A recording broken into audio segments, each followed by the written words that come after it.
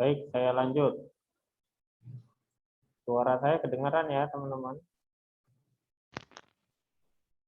Dengar.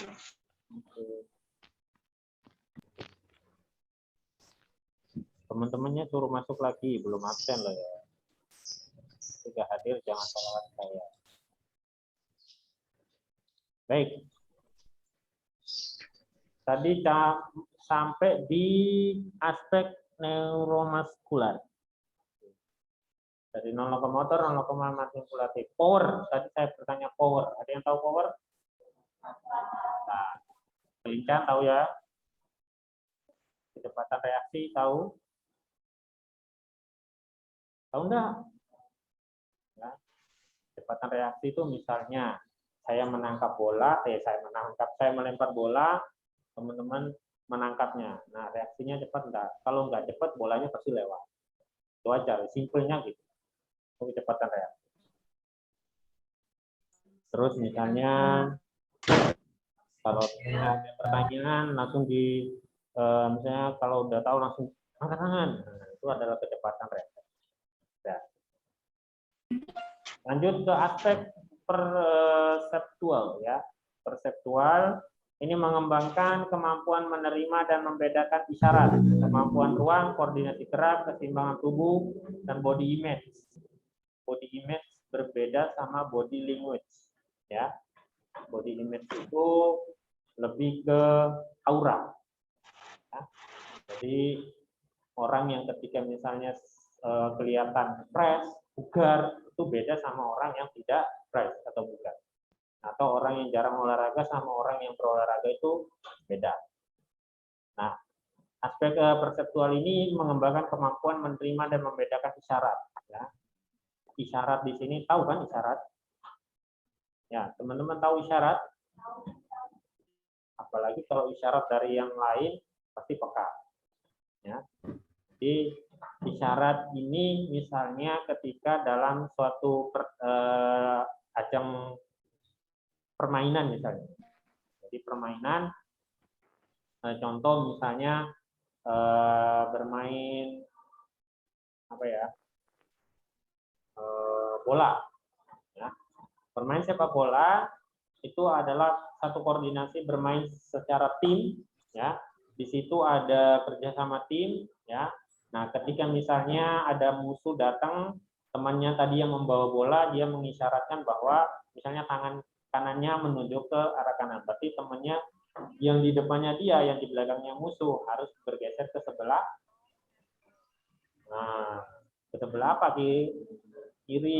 Kirinya, kan dia bergeser ke sini. Yang memberi isyarat, tangan menunjuk pakai tangan kanan. Berarti dia harus menggeser ke kiri. Ya.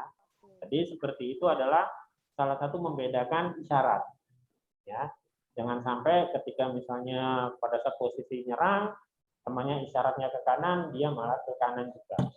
Itu yang keliru.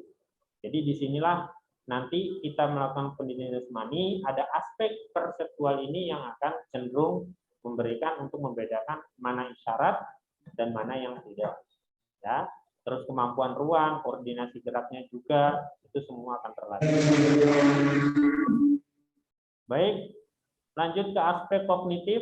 Ini mengembangkan kemampuan mengeksplorasi atau menemukan sesuatu, memahami, memperoleh pengetahuan dan membuat keputusan. Ya. Jadi kognitif ini akan berkembang ketika kita sering-sering berlatih. Ya. Jadi teman-teman kalau misalnya contoh saja matematika, dari tidak bisa kita sering-sering berlatih dengan soal-soal. Lama-kelamaan pasti akan bisa. Ya. Nah, ini salah satu melatih aspek kognitif atau kita masuk ke dalam olahraga. Misalnya tadi nggak bisa basket. Ya. Ada yang nggak bisa basket? Jadi kalau nggak bisa basket, sering-sering berlatih, ya. Nah, itu lama-kelamaan akan bisa memahami dan memperoleh pengetahuan. Ya. Contoh misalnya bermain gobak sodor. Tahu permainannya? Nah, misalnya kalau tidak tahu, itu sering aja diajak bermain mengenai gobak sodor. Anak-anak itu akan, di situ kognitifnya akan berkembang, kemampuan mengeksplorasinya juga akan berkembang, ya. Nah, dia cepat memahami. sehingga akan teringat terus bahwa permainan benteng-benteng bermain apa gobak sodor itu seperti itu, ya, dan seterusnya. Ada banyak contoh yang lain. Terus yang berikut aspek sosial. Ini menyesuaikan diri dengan orang lain dan lingkungan. Ya. Ketika bermain bersama dia akan menyesuaikan. Ya. Dari dirinya tadi yang emosional dia harus menyesuaikan dengan teman-teman yang tidak emosional. Di sini akan selalu dilatih. Ya. Sosialnya. Tadi yang tidak bisa berbicara dengan temannya atau komunikasinya jarang, di dalam permainan itu, di dalam pendidikan jasmani, dia akan sangat bisa berkomunikasi dengan teman-temannya. Apalagi kalau kita membuat sebuah permainan yang permainan itu adalah berkelompok dan membutuhkan kerjasama tim. Nah, dia akan pasti berkomunikasi. Sosialnya ya akan dapat. Dia bisa menyesuaikan diri dengan orang lain. Ya. Terus juga mengembangkan kemampuan membuat keputusan dalam kelompok. Nah, ketika misalnya teman-temannya bingung semuanya, dengan kalau misalnya menyusun balok atau permainan apa yang membutuhkan misalnya teman-temannya sudah bingung, dia bisa memberikan keputusan. Oh ini harus gini, oh kita harus melemparnya dari sisi sebelah ini, oh kita susunnya harus dari sebelah sini. Jadi dia sudah bisa membuat keputusan. Terus belajar berkomunikasi dan tukar pikiran dengan orang lain. Tadi itu komunikasi, ya. Ini sudah masuk ke aspek sosial. Ya. Terus masih banyak ya, ada tukar pikiran lain, mengembangkan kepribadian, sikap dan nilai positif dalam masyarakat. Terus aspek emosional, ini mengembangkan respon yang sehat terhadap aktivitas jasmani dan rekreasi yang positif sebagai penonton, ya, memberikan saluran untuk mengekspresikan diri dan kreativitas, menghargai pengalaman estetika dari berbagai aktivitas yang relevan. Tadi emosional. Ketika anak-anak itu kita memberikan pendidikan jasmani dari awal, ya, emosionalnya itu akan tertata. Dan kembali lagi ke lingkungan di mana anak-anak itu lingkungan masyarakat ya terutama. Dengan siapa dia bergaul, dengan siapa temannya, ya, dari berbagai apa temannya, ya. Nah, karakter yang berbeda-beda, jangan sampai terpengaruh dan lain sebagainya. Nah, ini merupakan aktivitas jasmani dan rekreasi yang positif sebagai penonton. Nah, ketika dia sebagai penonton dan ketika dia sebagai misalnya seorang atlet misalnya itu berbeda. Ya. Di sini akan selalu mengembangkan nilai positifnya. Ya. Rata-rata misalnya kalau kenapa dunia misalnya sepak bola ya, yang sering kita dengarkan sepak bola. Pertama di lingkup misalnya Jawa Timur sajalah kita ngambil yang Jawa Timur, ya. Penontonnya kenapa kok selalu ricuh, terus misalnya kalau kalah pun tidak terima, tidak sportivitas, akhirnya tawuran berbagai macam-macam. Nah, di situ kita bisa melihat lingkungannya. Ketika supporter itu datang dengan lingkungan itu berbagai macam jenis kan, ya. Dengan karakter yang berbeda dari mana saja, ya. Bahkan rata-rata orang yang misalnya yang nonton terus membuat tawuran itu ya mohon maaf orang-orang yang seperti itu saja, ya. Beda sama orang yang sudah misalnya mengerti mengenai apa itu sportivitas, apa itu menerima kekalahan dengan lapang dada dan lain sebagainya, itu beda sama orang yang belum mengetahuinya, ya. Sama beda sama dengan misalnya ada juga atlet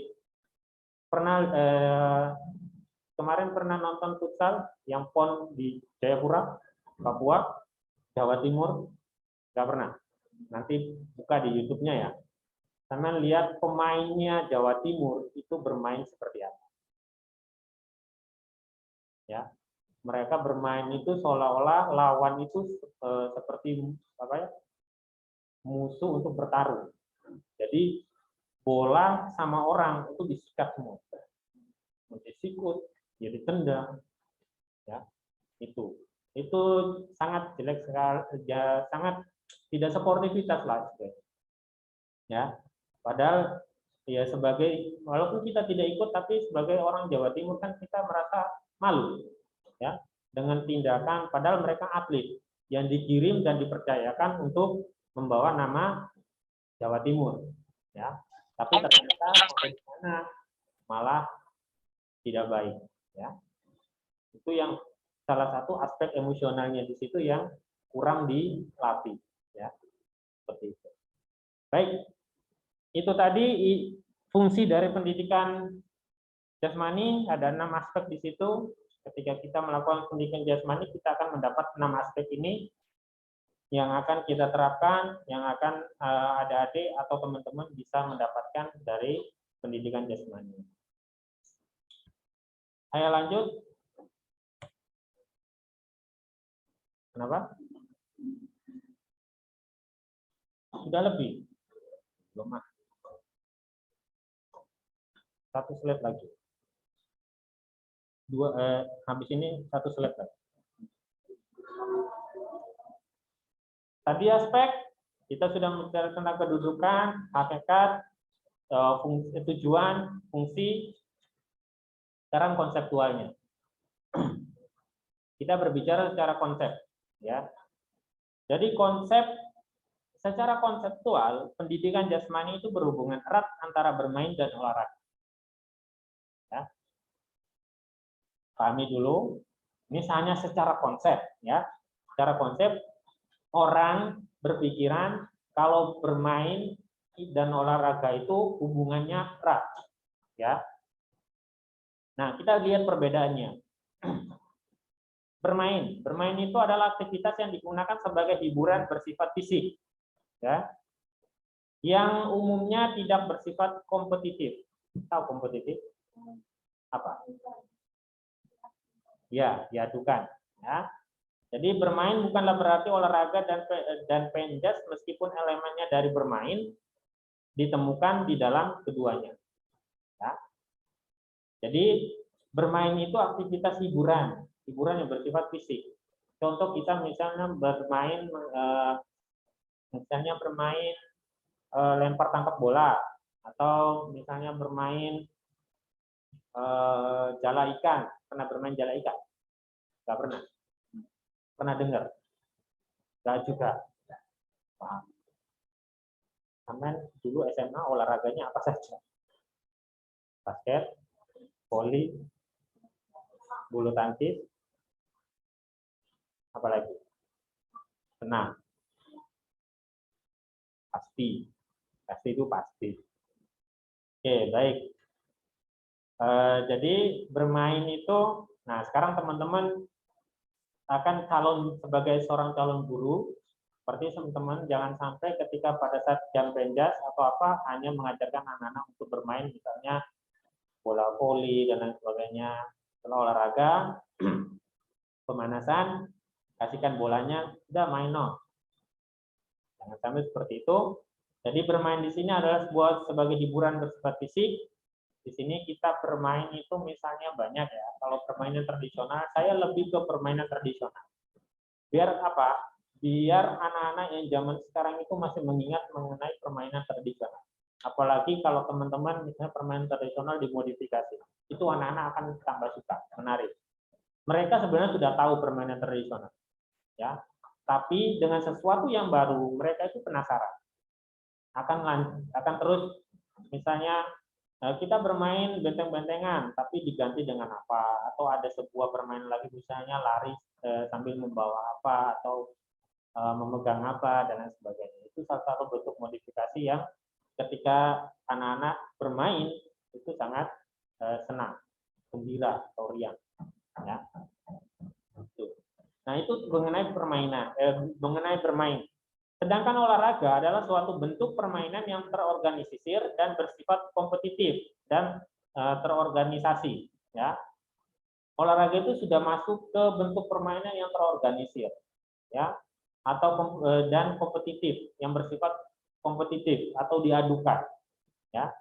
Jadi olahraga itu sudah masuk misalnya dalam permainan sepak bola, itu sudah dalam permainan diadukan, ya, suatu pertandingan untuk menghasilkan kemenangan, ya. Terorganisasi. Jadi sepak bola itu sudah punya organisasi, ya, PSSI, ya, misalnya terus sepak bola, bulu tangkis, ya, badminton, ya, terus renang, itu sudah. Terus ada lagi atletik, ya, atletik itu banyak cabang olahraganya ya. Ya, jadi ada tolak peluru, lempar cakram, lempar lembing, ya, lompat jauh, lompat jalan, ya, terus lari, ada lari cepat, lari sprint, lari jarak menengah, lari maraton, itu ada semua.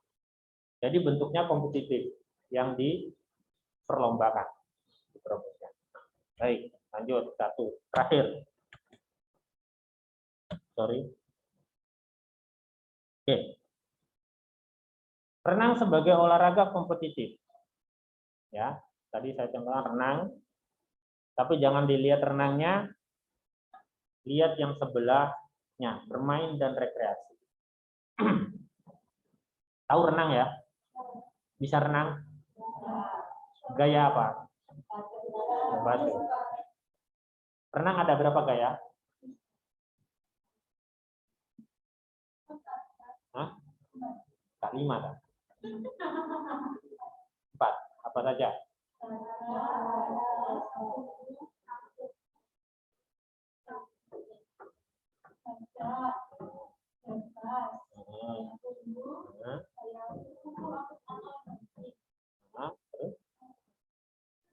Sudah. Kayak kata.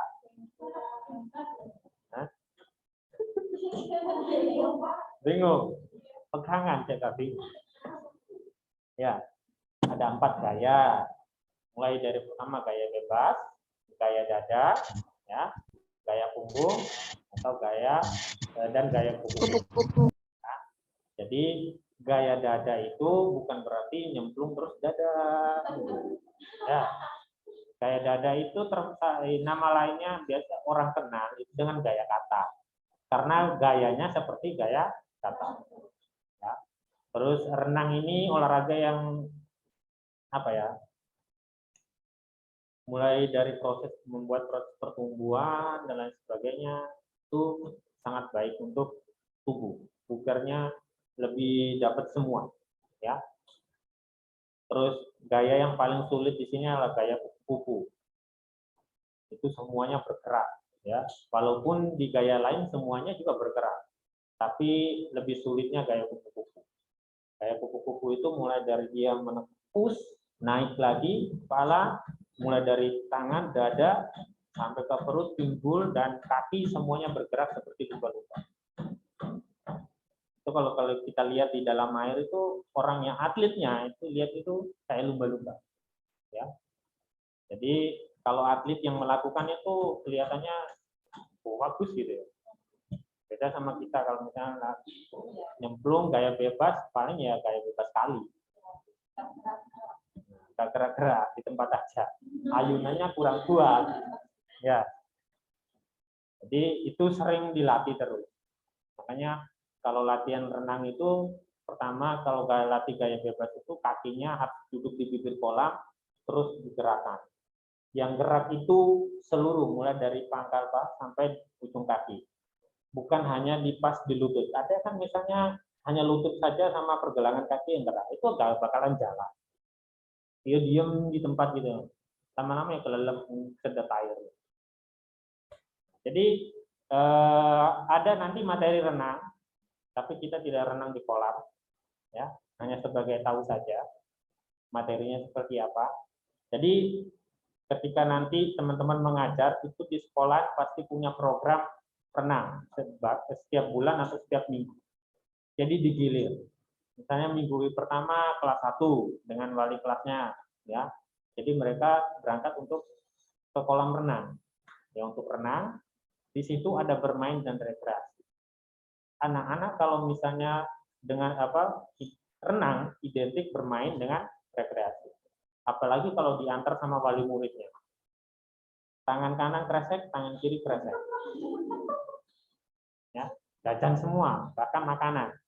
Ketika anaknya renang, sudah capek atau lapar, anaknya makan. Habis itu renang lagi. Lapar, makan lagi, renang lagi. gurunya yang tunggu ya wis sakarep-karep.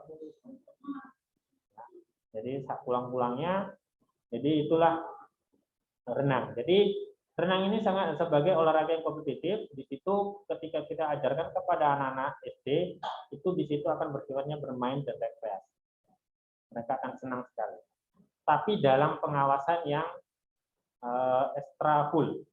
Apalagi kalau misalnya guru kelasnya kelas 1 dan di situ misalnya muridnya siswanya ada 26 anak. Bayangkan 26 anak itu ke kolam. Ya, pasti tidak bisa diatur. Ya, kalau gurunya ada 2 atau ada pendampingnya pasti bisa diatur. Tapi kalau misalnya sendirian, nah itulah pasti sampai di kolam renang tanpa pemanasan pun langsung ke kolam renang. Ya, langsung nyemplung ke airnya. Jadi usahakan kalau ke kolam renang pemanasan. Ya, pemanasan, setelah pemanasan menyesuaikan suhu tubuh dengan air, suhunya air. Ya, kenapa ini sangat penting? Karena ketika misalnya setelah pemanasan tidak menyesuaikan, maka akan terjadi kram. Kram itu bisa di kaki, ya, bisa di perut. Yang lebih berbahaya adalah di perut. Ketika perut kram, semua nggak bisa digerakkan. Ya, jadi ketika sampean kalau sudah dinyemplung, misalnya tidak pemanasan, tidak menyesuaikan suhu tubuh, kaget, otot itu kaget. Ketika kaget itulah terjadi kram. Nah, kram ini ketika sampai nyemplung, terjadi kram perut, udah nggak bisa digerakkan itu. Iya kalau kolamnya jernih kelihatan, kalau enggak, ya. Jadi sama nawai pun nggak bisa, ya sama hanya lihat gini aja. Kalau kram perut, makanya hati-hati, haruslah pemanasan. Ya, itu saja. Ada pertanyaan?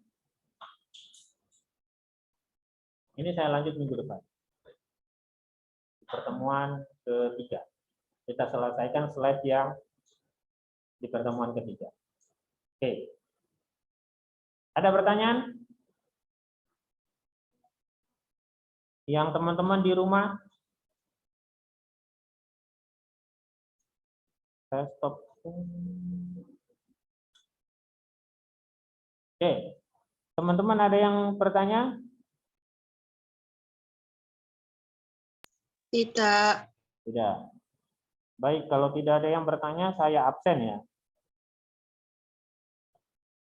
Silakan nanti teman-teman, ketika saya absen, silakan jawab siap hadir. Setelah itu yang di Zoom boleh langsung meninggalkan ruangan Zoom, sehingga tidak tertumpuk di dalamnya. Paham? Jelas? Siap. Oh. Oke. Siap, jelas. Sebelum saya absen, saya akhiri untuk perkuliahan hari ini. Saya mohon maaf apabila ada salah kata. Ya, semoga ilmu hari ini bermanfaat. Saya akhiri. Assalamualaikum warahmatullahi wabarakatuh. Warahmatullahi Jangan keluar dulu teman-teman. Untuk videonya diaktifkan. Oke, ini semuanya sudah diaktifkan. Kelas A2 ini cerdas-cerdas. Beda sama kelas yang lain. Ketika online dimatikan. Mau orangnya di sana apa enggak? Ya kalau di sana tidur. Ya. Oke, saya absen.